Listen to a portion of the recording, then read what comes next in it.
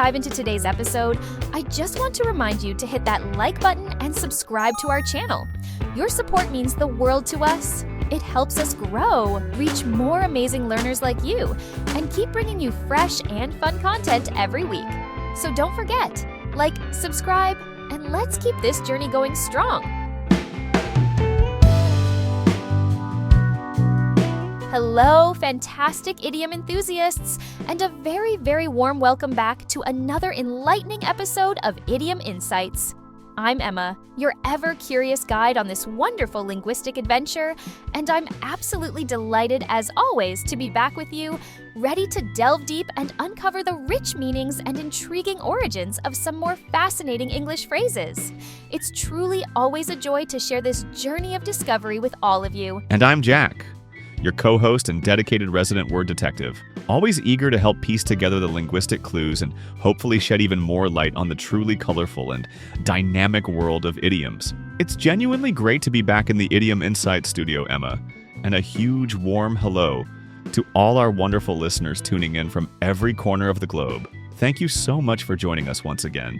It's always a highlight of my week too, Jack. It really is. Today, we've meticulously handpicked 4 exceptionally useful and wonderfully common idioms that you'll undoubtedly encounter in everyday English conversations, whether you're casually chatting with friends, engrossed in movies, or deeply immersed in a good book. Gaining a solid understanding of these will most definitely enhance your overall comprehension and also provide you with some splendidly natural and effective ways to express yourself with more nuance and color. Absolutely, Emma.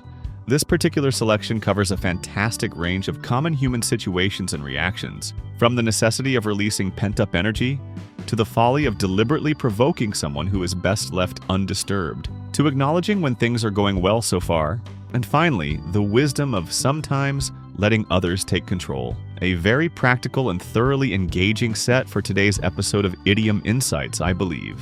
Here are the 4 idioms we'll be exploring in detail. First, an idiom that powerfully describes releasing strong emotions or pent-up energy. Let off steam. Second, we have a particularly vivid phrase for deliberately provoking a reaction from someone who might be dangerous, irritable, or simply in a bad mood. Poke the bear. Third, a very common and useful saying to indicate that things have been progressing well and without issues up to this present point. So far, so good. And finally, an insightful expression for consciously choosing to take a less active, less visible, or less prominent role in a situation. Take a back seat. Those are all excellent and incredibly vivid idioms, Jack, each one painting a remarkably clear picture in the mind. Each one also has a distinct and specific usage that I am quite confident our listeners will find really helpful to understand thoroughly, and then, of course, to use themselves in their own conversations. I wholeheartedly agree. They're all wonderfully expressive and add so much to our language. And before we dive into the specific details and nuances of our first idiom, a quick and very sincere request from both of us here at Idiom Insights. If you're finding these episodes valuable and you genuinely enjoy learning with us on this idiomatic journey, please do take just a moment to subscribe or follow our podcast on your preferred listening platform. Yes, indeed. Subscribing is absolutely the best way to ensure you don't miss any of our future idiom explorations and linguistic adventures. We have so much more planned. And if you're feeling particularly supportive and generous, a like or a positive rating on your podcast platform truly does help other English learners discover Idiom Insights. We are so incredibly grateful for your engagement, your feedback, and your ongoing support. It genuinely does make a significant difference to us, and we appreciate it more than we can say. So thank you all in advance for your wonderful support. Right then, Emma, with all that said, are you feeling ready to release some linguistic energy with our very first idiom of the day? Let's definitely do it. Our first idiom for this episode of Idiom Insights is let off steam. Let off steam. This immediately makes me think of an old-fashioned steam engine, powerfully chugging along and needing to release pressure. Is the meaning somewhat similar when we apply it to people, Emma? That's precisely the image, and indeed the origin, Jack. It's a very direct metaphor. Just like an old-fashioned steam engine needs a valve to release excess steam to prevent the entire mechanism from dangerously exploding under pressure, the idiom "let off steam" means to release powerful, often overwhelming emotions, such as intense anger, deep frustration, or even boundless excitement, or significant pent-up energy. This release often happens by engaging in some form of physical activity, by talking animatedly or loudly, or sometimes by simply complaining to a sympathetic ear. It's fundamentally about getting rid of that accumulated built-up pressure in a way that is, ideally, harmless to oneself and others. I see. So it's very much about finding a suitable outlet for those potent feelings or that coiled-up energy, ensuring you don't explode metaphorically, which is a feeling I think many of us can relate to. For instance, if someone has endured a really taxing and stressful day at work, perhaps dealing with difficult clients or tight deadlines, and they come home and immediately go for a long, hard run, they are quite literally letting off steam. That vigorous physical activity actively helps them release that accumulated mental and emotional tension. Precisely that. Or consider a situation where someone is very angry about a particular issue. They might shout about it in private or talk very loudly and passionately about it to a trusted friend. They're not necessarily trying to solve the problem in that exact moment, but they are effectively letting off steam, releasing that intense anger so they can feel calmer and more rational afterwards. It's important to note, too, that it can also be about releasing positive energy, like extreme excitement or high energy. Think of children running around and screaming with joy in a playground. They are definitely letting off steam. So it's essentially a coping mechanism, a way to deal with intense emotions or surplus energy by expressing them, often physically or verbally, so that you can then return to a more balanced and composed state. It sounds like a generally healthy and necessary thing to do, as long as it's channeled in a way that doesn't negatively impact others. That's a very important and crucial point, Jack. The core idea is to release the pressure safely, without causing any collateral damage, so to speak. So, actions like shouting into a pillow, going for a vigorous run, or even punching a punching bag are considered good ways to let off steam. Shouting at someone, however, might not be so constructive. It's all about finding a constructive, or at the very least, harmless outlet for these powerful internal forces. Right.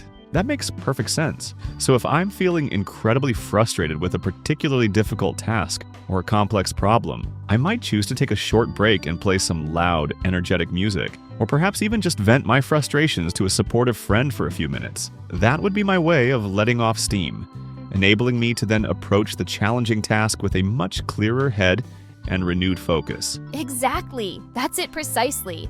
It's fundamentally about that necessary release of pent-up, potentially overwhelming feelings or energy. Okay, that's very clear. So to summarize, let off steam means to release strong emotions, frustration, or pent-up energy, often by talking loudly, complaining to someone, or engaging in some kind of physical activity. Are you ready to hear Mia and Mark use this idiom in a real-life context? Let's definitely listen in. I wonder who in their conversation is feeling particularly stressed and in urgent need of releasing some internal pressure. Wow, Mark, you look like you've just run a full marathon. You're all red in the face and quite out of breath. What on earth have you been doing? Oh, hi, Mia. I just got back from the gym, actually. I had an incredibly frustrating and quite frankly infuriating meeting this morning with that notoriously difficult client. You know the one I mean. And I was feeling so incredibly wound up, tense, and angry afterwards. I really needed to work off all that negative energy somehow. So you decided to hit the gym to let off steam? Did it help you feel any better? It really did. I spent a solid hour on the treadmill, pushing myself, and then I did some fairly intensive weight training. Just the act of pushing myself physically helped me get all that accumulated frustration and anger out of my system. I feel so much calmer and clearer-headed now. It was either that or risk shouting at my poor, innocent computer screen. Well, the gym certainly sounds like a much healthier and more productive way to let off steam. I'm genuinely glad you're feeling better. It's so important, isn't it, to have a reliable outlet when things get stressful and overwhelming like that. That was indeed a perfect and very relatable example. Mark clearly used vigorous physical exercise at the gym as a constructive and effective way to let off steam, After what sounded like an incredibly stressful and frustrating meeting, he was consciously releasing his accumulated anger and built-up tension. Exactly, Jack. It clearly demonstrated the idiom being used for releasing those potent negative emotions in a healthy, constructive manner. And it was also clear that Mia immediately understood what he meant by needing that specific outlet, which shows how common and universally understood this idiom is. It's certainly a very common and highly relatable idiom for describing how we as humans often cope with that sense of built-up internal pressure. It most certainly is. So, next time you feel the need to release some strong emotions or pent-up energy, or you observe someone else doing it, remember the useful idiom, let off steam. And we'd be genuinely interested to hear about your favorite ways to let off steam. What activities or methods do you personally use when you need to release some of that internal pressure? Please do share your ideas and experiences in the comments section below this episode. That's a great idea, Jack. Let's move on now to our second interesting idiom in this episode of Idiom Insights. This particular one comes with a very strong, almost palpable sense of warning. Our second idiom for today is poke the bear. Poke the bear. Oh, that sounds like an exceptionally bad and potentially dangerous idea. One certainly wouldn't want to actually poke a real live bear, would you? What does this rather alarming idiom actually mean, Jack? You're absolutely right, Emma. Poking a real bear would be incredibly foolish, reckless, and extremely dangerous. The idiom poke the bear means to deliberately and knowingly provoke or antagonize someone who is known to be irritable, powerful, easily angered, or potentially dangerous, especially when they are currently calm, minding their own business, or not bothering anyone. It essentially means to intentionally try to elicit a reaction from them, fully knowing that the reaction could be very angry, aggressive, or otherwise unpleasant. So it's essentially about intentionally stirring up trouble or conflict with someone you know has a high likelihood of reacting badly or disproportionately. For example, if your boss is in a visibly very bad mood, looking stressed and impatient, and a colleague keeps making annoying, sarcastic jokes or persistently asking silly, irrelevant questions just to see if they can make the boss even angrier, then that colleague is most definitely poking the bear. Precisely. That's a perfect workplace example. Or let's imagine a more geopolitical situation where two countries have a historically tense but currently stable and peaceful relationship. If one country then undertakes an action that is deliberately provocative, such as sending military ships very close to the other's national border just to test their reaction or assert dominance, they are, in effect, poking the bear. They are consciously risking a swift and aggressive response. It's unequivocally a high-risk, high-stakes action. It strongly implies that the bear, meaning the person, group, or entity being provoked, is best left completely undisturbed when they are calm. Because if you do provoke them, the ensuing consequences could be quite severe and far-reaching. It serves as a potent warning against actively looking for trouble with someone who possesses the power, temperament, or resources to react very negatively and forcefully. It really, truly is. You typically poke the bear when you're intentionally trying to get a rise out of someone, perhaps to test their limits or patience, even though you are fully aware that it's a risky endeavor and that they might lash out aggressively. It often suggests a foolish, ill-considered, or reckless action on the part of the poker. So, to give another common example, if a younger sibling persistently keeps teasing their older sibling who is trying very hard to concentrate on important homework, knowing full well that the older sibling has a notoriously short temper, the younger one is undeniably poking the bear, thereby risking an angry outburst or some form of retaliation. Exactly. It's that deliberate, often mischievous or malicious act of provocation directed towards someone you know can be formidable, easily angered, or who is currently in a volatile state. Okay, that's very clear. So, poke the bear means to deliberately provoke or antagonize someone who is known to be irritable, powerful, or potentially dangerous, thereby risking an angry, aggressive, or otherwise negative reaction. Are you ready to hear Mia and Mark use this rather cautionary idiom? Let's certainly listen in. I'm quite curious to hear who is unwisely provoking someone in their particular story and what the potential fallout might be. Mia, I'm actually a bit worried about Tom from the sales team. You know how Mr. Harrison, our CEO, has been under an immense amount of pressure lately and has consequently been very short-tempered and and rather intimidating in recent meetings. Oh yes, Mr. Harrison has definitely been noticeably on edge these past few weeks. It seems like everyone's trying to be exceptionally careful around him, treading lightly and making sure not to cause any additional stress or unnecessary complications. Why? What's Tom been doing? Well, in the big team meeting this morning, Mr. Harrison made a very small, insignificant mistake when he was presenting some financial figures. Honestly, it wasn't a big deal at all, easily correctable, but Tom immediately and very publicly pointed it out, and then he just kept asking these really nitpicky, almost accusatory questions about it, almost as if he was actively trying to embarrass or undermine Mr. Harrison in front of everyone. Oh no, that sounds like an absolutely terrible idea, especially given the circumstances. Given Mr. Harrison's current highly stressed mood, Tom was really truly poking the bear by behaving like that.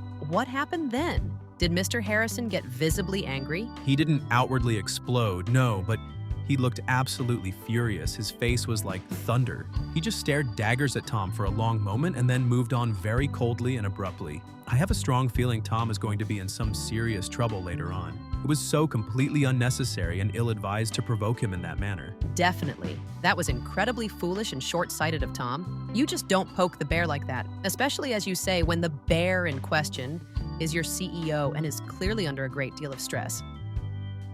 That dialogue clearly and effectively shows the idiom in action. Tom deliberately and rather foolishly provoked the already stressed and highly irritable CEO, Mr. Harrison, by publicly highlighting his minor mistake and then persistently asking difficult, almost challenging questions. He was most certainly poking the bear and risking a very negative and potentially career-damaging reaction. Exactly so, Jack.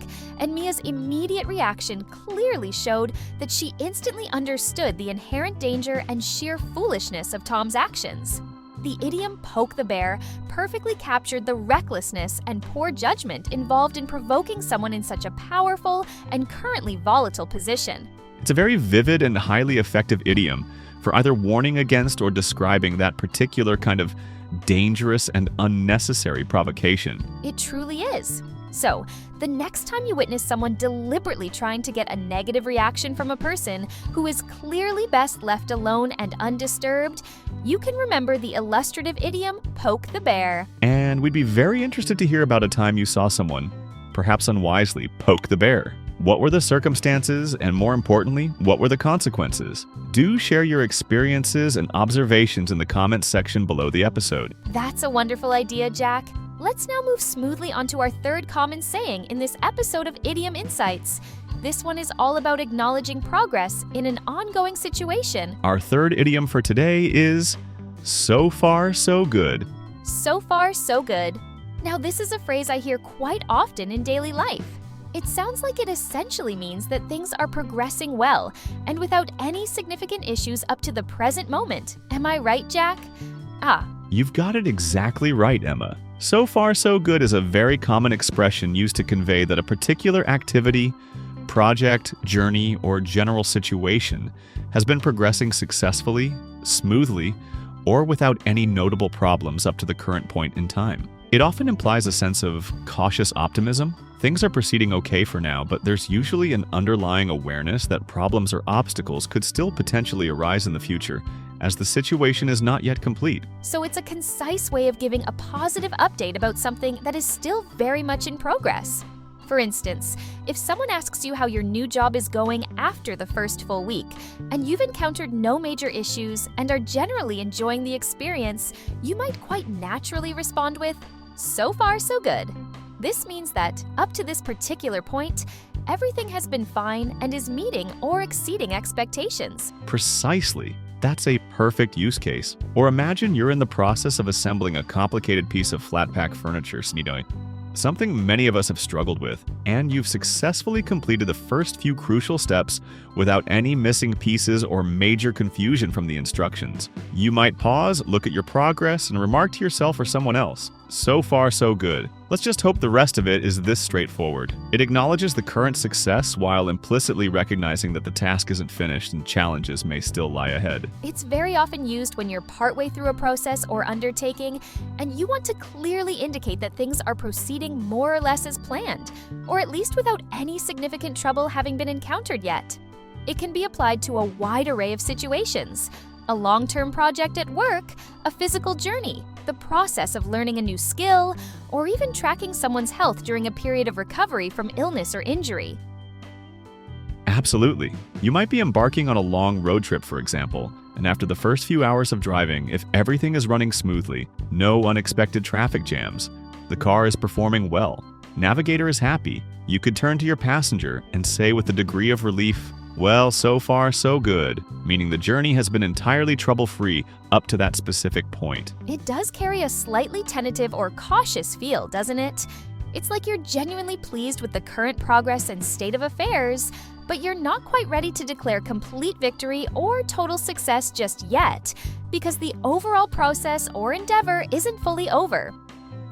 Exactly that. It's a realistic and often pragmatic assessment of ongoing progress, acknowledging both current successes and future uncertainties. So, to reiterate, so far so good means that something has been proceeding successfully or without any significant problems up to the present moment in time. Are you ready to hear Mia and Mark use this very common idiom? Let's definitely listen in. I wonder what particular project or ongoing activity they are discussing the progress of in their conversation. Hey Mark, how's that new online course you started last week actually going? The one on advanced digital marketing, I think it was? Are you finding it genuinely useful and engaging? Oh, hi Mia. Yes, thanks for asking. It's going pretty well actually, I'm pleased to say. I was a little bit worried initially that it might be too advanced for my current skill level, or perhaps that the online platform itself would be complicated and difficult to navigate, but thankfully, it's been great on all fronts. That's really good to hear, Mark. So, no significant problems with the course content or the assignments encountered so far then? Not really, no. I've successfully completed the first 2 modules, and I've managed to understand everything pretty clearly. The instructional videos are very well made and easy to follow, and the practical exercises have been challenging but definitely manageable. I even received some positive and encouraging feedback on my first submitted assignment. So yeah, all things considered, I'd confidently say so far so good. I'm feeling quite optimistic about tackling the rest of it. That's absolutely wonderful news, Mark. It really sounds like you're getting on very well with it and making excellent progress. I'll be keeping my fingers crossed that it continues to go just as smoothly for you for the remainder of the course. That dialogue perfectly and clearly illustrates the use of the idiom. Mark very naturally used "so far so good" to describe his positive and encouraging progress with the online course up to that specific point, readily acknowledging that while it wasn't completely finished, everything had indeed been successful and relatively problem-free thus far. Exactly so, Emma. It effectively conveyed his current satisfaction with how things were proceeding, coupled with that slight, almost unspoken underlying awareness that the course was still ongoing and future challenges could arise. It's a very common, natural, and useful way to update someone on the status of an ongoing endeavor. It's certainly a very useful and frequently encountered phrase in everyday English conversation, one that our listeners will hear and can use often. It most definitely is. So the next time you want to give an update on something that is progressing well and without issues up to the present moment, remember the handy and optimistic idiom, "so far so good." And we'd be delighted to hear from our listeners about what's been going so far so good for you recently. Perhaps it's a work project, a new hobby you've taken up, a fitness goal, or anything at all.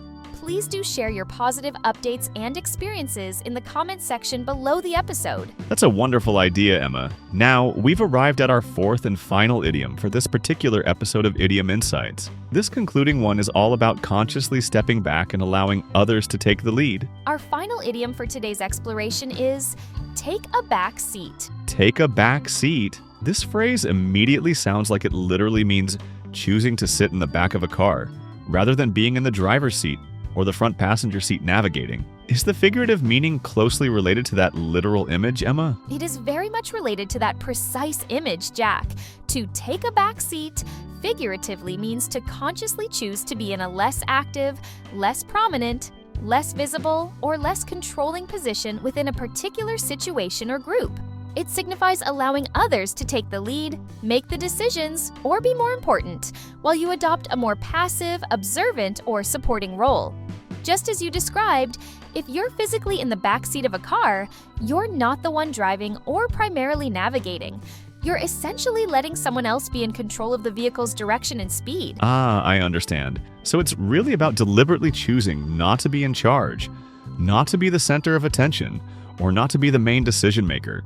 For example, if a very experienced and senior manager is training a new, up-and-coming team leader, they might intentionally take a back seat during team meetings and allow the new leader to run things, make key points and field questions, even if the senior manager feels they could perhaps do it more efficiently themselves. They are purposefully allowing the new person to learn, grow, and take on responsibility. Precisely that. That's an excellent example of mentorship. Or consider someone who has been very heavily involved in organizing a large annual community event for many, many years, but they are now feeling tired or perhaps want to pass the torch. They might decide to take a back seat this year and let a new committee or a younger group of volunteers take over the main responsibilities and inject fresh ideas, while they simply offer advice and support if and when it's needed. It's very often a conscious and deliberate decision to reduce one's own active involvement or public prominence. It can also, though less commonly, be used if someone is perhaps forced by circumstances or by others to take a less important or influential role, though, as you say, that's generally less common than choosing it voluntarily. More often than not, it implies a voluntary and considered step back from a position of leadership or high visibility. This could be done out of modesty, a desire to give others an opportunity, or simply because you don't want the associated responsibility or the intense attention at that particular time. Yes, I agree. The nuance of choosing to step back is often absolutely key to this idiom's most common usage. For instance, you might decide to take a back seat in a particular discussion or debate if you feel that others in the group possess more relevant expertise on the topic. Or perhaps if you want to actively encourage quieter or less confident members of a group to speak up and share their valuable perspectives. You are consciously and willingly yielding control or prominence to others. So if there's an important family decision to be made and one particular family member usually tends to dominate the conversation and decision-making process, but this time they consciously decide to listen more intently, ask more questions, and let other family members voice their opinions and concerns first before offering their own. They are, in that instance, taking a back seat in that particular discussion. Exactly so. It's fundamentally about willingly and consciously becoming less central, less vocal, or less controlling in a given situation for a specific reason. Okay, that's very well explained. So, to take a back seat essentially means to choose to adopt a less active, less prominent, or less controlling role in a situation, thereby allowing others to take the lead, make decisions, or be more important. Are you ready to hear Mia and Mark use this insightful idiom? Let's certainly listen in. I'm curious to see who in their scenario is choosing to be less in control and perhaps allow someone else to step forward. Mark, I heard through the grapevine that you're helping to organize the annual company charity fundraiser this year. That's always a huge and demanding job. You were fully in charge of it last year, weren't you? I remember you being very busy. I was indeed. Yes, and you're right. It was a significant amount of work, but also incredibly rewarding to see it all come together. This year, though, we have a relatively new junior colleague, Lisa, who is incredibly enthusiastic, full of energy, and has some genuinely great, fresh ideas for the event that I think could really make a difference. Oh, that's good to hear. So, are you both co-chairing it this year, or how exactly is the responsibility being divided? Well, after some thought, I decided it would be a really great developmental opportunity for Lisa to gain some valuable leadership experience and to truly make her mark on a significant company project. So I've offered to help her in any way I can and to provide support and guidance wherever and whenever she needs it. But I'm mostly going to consciously take a back seat and let her take the clear lead on the main planning, organization, and decision-making aspects. I'll certainly be there to advise and assist, but it's really her chance to shine and show what she can do. That's truly generous and very forward-thinking of you, Mark. It's genuinely great that you're willing to take a back seat in that way and actively mentor her. She'll undoubtedly learn so much from the experience, and it will surely give her a real, tangible confidence boost for her future career. That's precisely the hope. Plus, to be completely honest, it's actually rather nice not to have all the immense pressure solely on my shoulders this year. That dialogue beautifully and clearly illustrates the idiom in a very positive light. Mark explained very articulately that he was consciously choosing to take a back seat in organizing the company fundraiser specifically to allow his junior colleague, Lisa, to step up, take the lead, and gain invaluable experience, while he himself remained in a crucial but less prominent supportive and advisory role. Exactly, Emma. It perfectly highlighted the voluntary and often generous nature of stepping back to allow someone else to become more prominent, develop their skills, and take control. It was a very positive and constructive use of the idiom, clearly showing elements of mentorship and effective team support. It's a very common and extremely useful idiom for accurately describing that kind of deliberate shift in roles, responsibilities, and levels of involvement within a team or project. It most certainly is. So, the next time you or someone else consciously chooses to be less active or less prominent in a particular situation, thereby allowing others to lead or take center stage, remember the insightful idiom, take a back seat. And as always, we'd love to hear from our listeners about a time you personally decided to take a back seat, or perhaps when you really appreciated someone else doing so for your benefit or the benefit of a group. Please do share your experiences and reflections in the comments section below this episode. We always thoroughly enjoy reading your comments and learning from your experiences. Well, Emma, it seems we've successfully explored 4 more really insightful and practical idioms in this episode of Idiom Insights. We certainly have, Jack. It's been another fascinating exploration. Just to quickly recap for everyone tuning into Idiom Insights today, the 4 idioms we learned and discussed were: let off steam, which, as we discussed, means to release those powerful, sometimes overwhelming emotions or that pent-up energy, often in an active way. Poke the bear, a cautionary phrase meaning to deliberately provoke or antagonize someone who is known to be irritable, powerful, or potentially dangerous, often with negative consequences. So far, so good. A very common and useful expression used to say that an ongoing activity, project, or situation has been progressing successfully and without notable problems up to the present moment. And take a back seat, which, as we saw, means to consciously choose to be in a less active, less prominent, or less controlling role, thereby allowing others to take the lead or be more important in a given situation. 4 more fantastic and highly useful phrases to add to your ever-expanding English communication toolkit. And remember, actively listening for these idioms in daily conversation and media, and then making an effort to try and use them in your own spoken and written English, is undoubtedly the best way to make them a natural and fluent part of your vocabulary. Absolutely, Jack. I couldn't agree more. Please don't hesitate to experiment with them. The more you consciously practice incorporating these idioms, the more confident and natural you'll become in using them effectively and appropriately.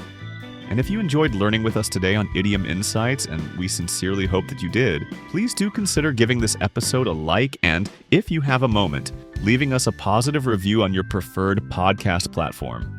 Your valuable support truly helps us reach more English learners around the world. And of course, make sure you hit that subscribe or follow button for Idiom Insights so you don't miss any of our upcoming future episodes, where we'll continue our exciting journey exploring the wonderful, sometimes wacky, and always fascinating world of English idioms. Thank you all so very much for joining us today. It's genuinely been a great pleasure navigating these intriguing phrases with you all. Keep learning, keep listening, keep practicing, and we'll talk to you again next time on Idiom Insights. Goodbye for now, everyone. See ya!